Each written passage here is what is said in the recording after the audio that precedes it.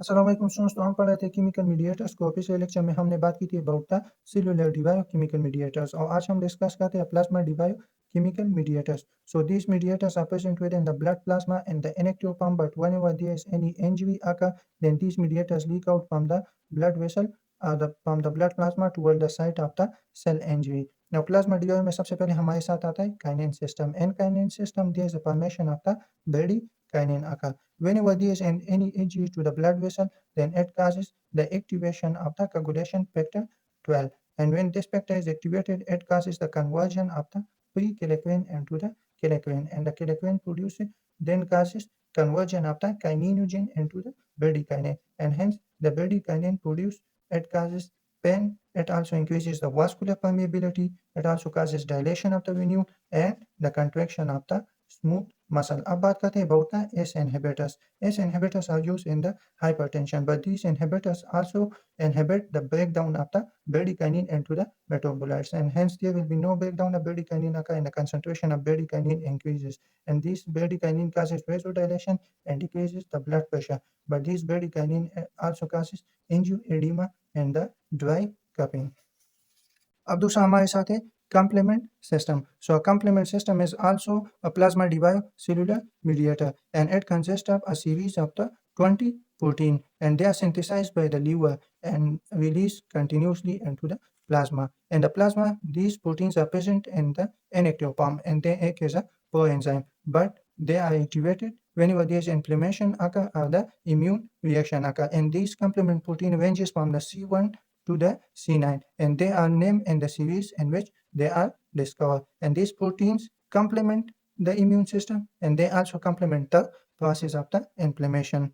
Let's suppose अगर ये हमारे साथ complement protein 1 है, whenever this protein is activated with the help of convertase enzyme, it is converted into two parts, C1a part and the C1b part. So the A part is released, and the B part it is involved in the complement cascade. अब आ जाते हैं about the pathways of the complement system. So a complement system consists of three pathways. First one is the classical pathway, दूसरा हमारे साथ है alternative pathway, और तीसरा हमारे साथ है Mannose binding lectin pathway. तो सबसे पहले हम बात करते हैं about the classical pathway. The classical pathway is involved in the acquired immunity, and classical pathway first there will be the activation of the antibodies occur against the antigen, and the antibodies involved in this pathway are the IgG and the IgM, and the classical pathway is activated on the lateral exposure or the repetitive exposure of the antigen. Let's suppose अगर ये हमारे साथ bacteria है, first the antibodies like IgG will be activated, and they will combine with the antigenic part of the bacteria, and the Fc portion of the antibody it will causes activation of the complement protein. Like in classical pathway, first there will be activation of the C1 protein occur, and each complement protein will be converted into two parts. One is the A part and the second one is the B part. When the C1 protein is activated, the C1 consists of three peptides, and it includes the Q part, R part, and the S part. The Q part they will combine with the Fc portion of the IgG antibody, and this protein is converted into two parts, C1A part and the C1B part. The A part is released, and the B part they will activate another protein which is C4, and this C4 will be activated and converted into a C4A and C4B.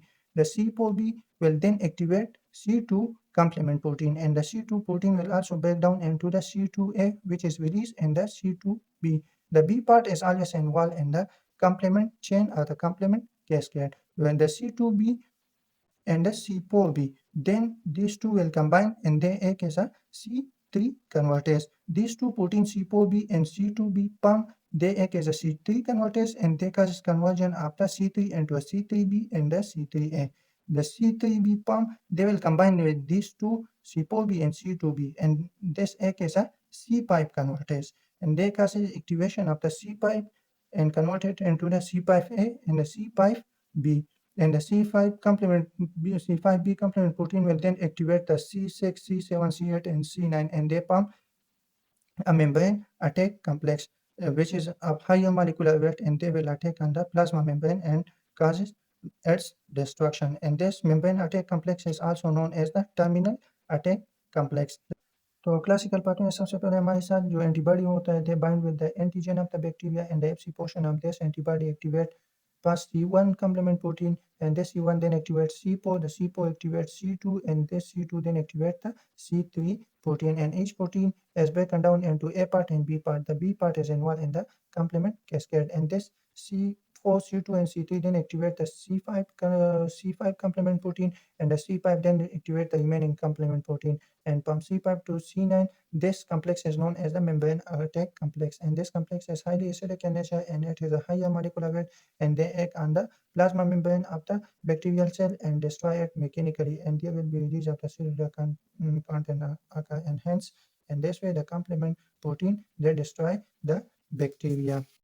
The C5, 6, 7, 8, and 9, which is known as membrane attack complex, it is highly effective against the gram-negative bacteria because gram-negative bacteria have a smaller amount of the peptidoglycan, but they are less effective against the gram-positive bacteria. And the complement proteins are involved in the process of the opsonization. Let's suppose अगर ये हमारे साथ bacteria है and it is coated with IgG antibody. The Fc portion of this IgG antibody activates the complement protein. First it activates C1, which then activates C4.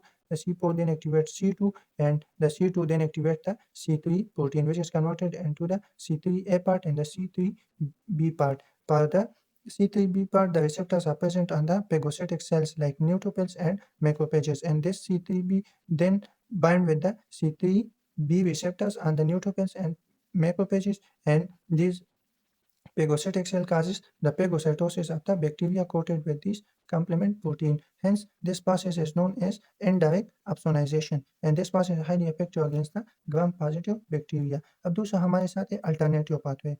So, alternative pathway involve the rapid activation of the complement system, and this pathway is involved in the active immunity.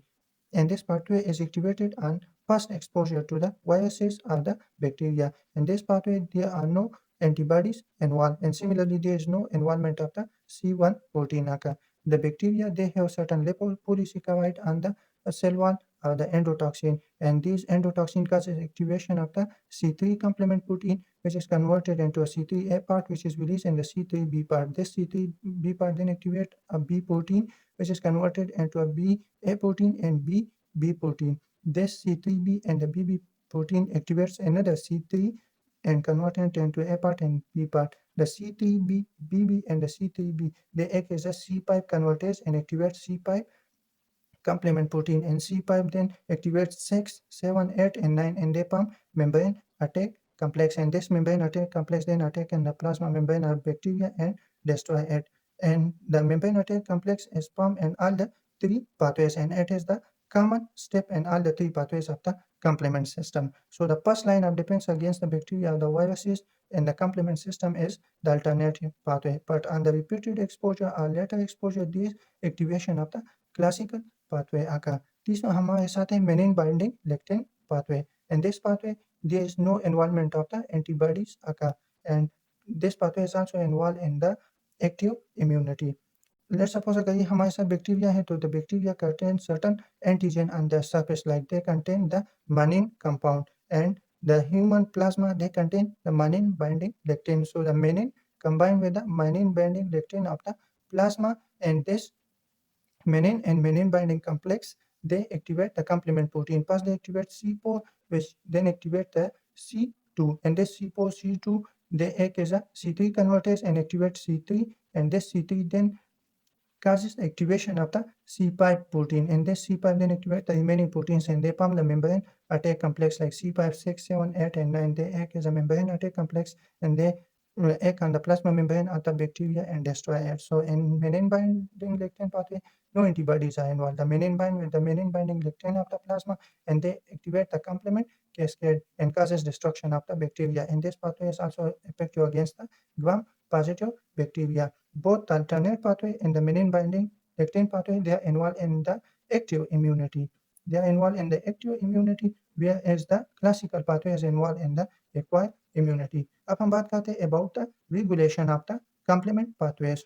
So first one is the regulation of the classical pathway. There is an enzyme known as the C3 esterase inhibitor. This C3 esterase inhibitor inhibits the C1 convertase enzyme, and hence they prevent the over-activation of the classical pathway. दूसरा हमारे साथ है regulation of the alternative pathway. And alternative pathway there is a complex form known as C3 C3b and C3b, and this complex is pumped, they are stabilized by properdin compound.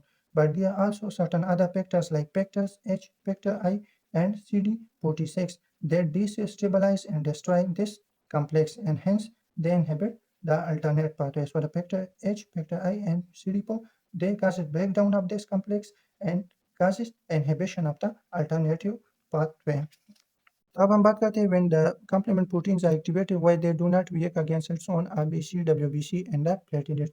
So the human, they consist of a gene that is known as the PIGA gene, and whenever this gene expressed, they produce certain factors like decay accelerating factors, CD59 and CD56 protein, and these proteins are present on the surface of the RBCs, WBCs, and these protein act as a cutter of the complement protein, and this protein causes destruction of the complement proteins and hence prevent its own WBC and RBC pump the effect of the complement system. But whenever there is any mutation in this gene occur, then this complement protein will causes the lysis of the RBC, hence lead to the hemolysis of the RBC and causes a disease known as the paroxysmal nocturnal hemoglobinuria. अब हम बात करते हैं about the function of the complement protein. So the complement system is involved both in the active immunity and the acquired immunity.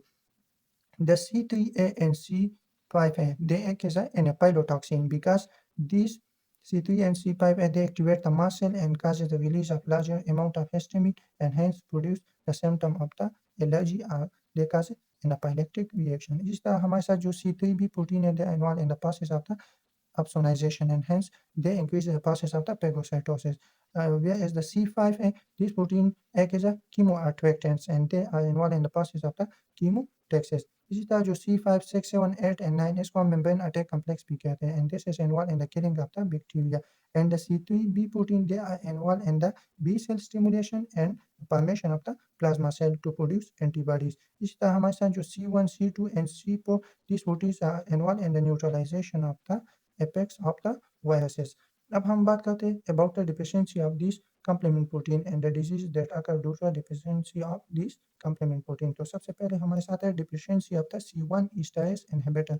This enzyme prevent the O-activation of the classical pathway. Whenever this enzyme is deficient, then there will be O-activation of the C1 protein occur and O-activation of classical pathway occur and it will cause a disease known as hereditary angioneuritic edema. And this disease is the female dominant and it causes the non-phatic edema of the larynx, GIT and the subcutaneous tissue. दूसरा हमारे साथ आते हैं deficiency of the early complement factors like C1 protein 2 and the C4. The deficiency of these protein will cause a disease known as the systemic lupus erythematosus, which is an autoimmune disease in which there is a formation of the polyclonal autoreactive B cell occur, which attack its own tissue or attack its own antigen. तीसरा हमारे साथ है deficiency of the membrane attack complex. Whenever there is deficiency of the C5, 6, 7, and 8 occur, then there will be more chances of the bacterial infection like Neisseria infection. चौथा हमारे साथ है deficiency of the decay accelerating factor CD59 and CD56. Whenever these proteins are deficient, then there will be no breakdown of the complement protein occur, and this complement protein will cause destruction of the RBC and will cause a disease known as paroxysmal nocturnal hemoglobinuria. पांचवा हमारे साथ है deficiency of CD46 F factor and the factor H and the factor I. Whenever there is deficiency of these factors occur, then there will be overactivation of the alternative pathway and they cause a disease known as the atypical hemolytic uremic syndrome. अब हम बात करते हैं about the coagulation system. So the coagulation system consists of the clotting factors which are synthesized by the liver and are released into the plasma and they are present in the plasma and they causes coagulation and the formation of the blood clot and hence these coagulation factors prevent the loss of the blood. And this system consists of two pathways, the intrinsic pathway and the extrinsic pathway. Whenever there is any injury to the blood vessel occur and they cause activation of the factor 12 and it is converted into the activated factor 12. Then activated factor 12 then activate the factor 11 and the factor 11 then activate the factor 9 and the factor 9 when combined with the factor 8 causes activation of the factor 10 and there is a formation of the activated factor 10 occur. Then the activated factor 8 in the presence of factor 5 and calcium ion causes conversion of the prothrombin into the thrombin and this thrombin then causes of the fibrinogen which is soluble into the fibrin molecules which are the insoluble in nature and these insoluble fibrin when they combine with the factor 13 this factor 13 causes a cross linking of these fibrin and form a clot and For the activation of these coagulation factor, they require vitamin K, which is involved in the gamma carboxylation and activation of the clotting factor. अब आ जाते हैं about the fibrinogen. So the fibrinogen act as a chemical mediator and is involved in the process of the opsonization. इसी तरह हमारे साथ जो fibrin है, it is involved in the chemotaxis, which is the directional movement of the leukocyte toward the bacteria or the microbe. अब हम बात करते हैं about the deficiency of this clotting factor, which causes a disease known as the hemophilia. And the hemophilia is a bleeding disorder that occurs due to deficiency of the certain clotting factors like hemophilia A, which occur due to deficiency of factor 8, hemophilia B, which occur due to deficiency of factor 9, and the hemophilia C that occur due to deficiency of factor 11. There are also certain anti-clotting factors that prevent the formation of the blood clot. These include the protein C and the protein S. Similarly, there is also a system known as the fibrinolytic system that counteract the action of the clotting system and prevent the formation of the blood clot. There is an enzyme known as a plasminogen activator that causes a conversion of plasminogen into the plasmin, and this plasmin then causes the dissociation of the blood clot. अब आखिर में हम आ जाते हैं about the morphological forms of the acute inflammation. So the morphological form of the acute inflammation depend upon the type of the tissue involved, and they also depend upon the severity of the injury. तो उसमें सबसे पहले हमारे साथ आता है serous inflammation. So the serous inflammation occur in the loose tissue in the serous sac, and this type of inflammation, there is effusion of the serous fluid occur, and the serous fluid is water rich and the protein poor fluid, and this serous fluid come from the blood serum or from the secretion of the mesothelial lining like pericardial cavity. And the example include the skin blister after burn injury or the serous otitis media, which is a security infection of the middle ear cleft. In this disease, there is formation of the serous fluid occur in the middle ear cavity. अब दूसरा हमारे साथ है fibrinous inflammation. This type of inflammation occurs as a consequence of the severe injury. And this type of inflammation, there will be deposition of the fibrin occur in the extracellular space. Due to increased permeability, there will be a large amount of the fibrin leak out of the cell, which cannot be cleared by the fibrinolytic system and hence will lead to the development of the fibrosis or the scar. The example include organization of the pericardial exudate, which form a scar and hence restrict the myocardial function. तीसरा हमारे साथ है hemorrhagic inflammation. This type of inflammation contain the inflammatory exudate, which is rich with a larger number of the RBCs. The example include acute hemorrhagic pneumonia. चौथा हमारे साथ है pyogenic inflammation. It is also known as the suppurative inflammation, and this type of inflammation is characterized by the formation of large amount of the purulent material, which is known as the pus. The pus is an inflammatory exudate that contain the pus cell and the pus serum. The pus cell include neutrophils and the macrophages, whereas the pus serum is an inflammatory lymphatic fluid that is free of the fibrinogen. And the pus serum include the cellular debris, the living and the dead bacterial cells, and the proteolytic enzyme. अब हमारे साथ abscess क्या है? तो abscess is a localized collection of pus in a cavity. And the organism which causes pyogenic inflammation are known as pyogenic organism, and they include gram-positive cocci like Staphylococcus, Streptococci, and Pneumococci, gram-negative bacilli like E. coli, Proteus, and Pseudomonas, and the anaerobes like bacteroids. पांचों हमारे साथ है catarrhal inflammation, which is the commonest type of the inflammation in all, and it involves the epithelial surfaces and will lead to the increase in the mucus production. The example include the common cold. अब आखिर हमारे साथ है pseudomembranous inflammation, and this type there is a formation of the pseudomembrane occur in the inflammatory area, and it is a necrotizing inflammation that involves the mucous membrane or the mucous surfaces. It includes the new necrotic mucosa and the inflammatory exudate, which leads to the formation of the membrane on the mucosal surface. And this membrane is a pseudomembrane because when you peel up this membrane, it will bleed and peeling up. And the example include diphtheria. The diphtheria, they form a membrane over the tonsil, the posterior pharyngeal wall, and the soft palate, which is known as the pseudomembrane, and the infection is known as the inflammation is known as the pseudomembranous inflammation. So it was all about the acute inflammation.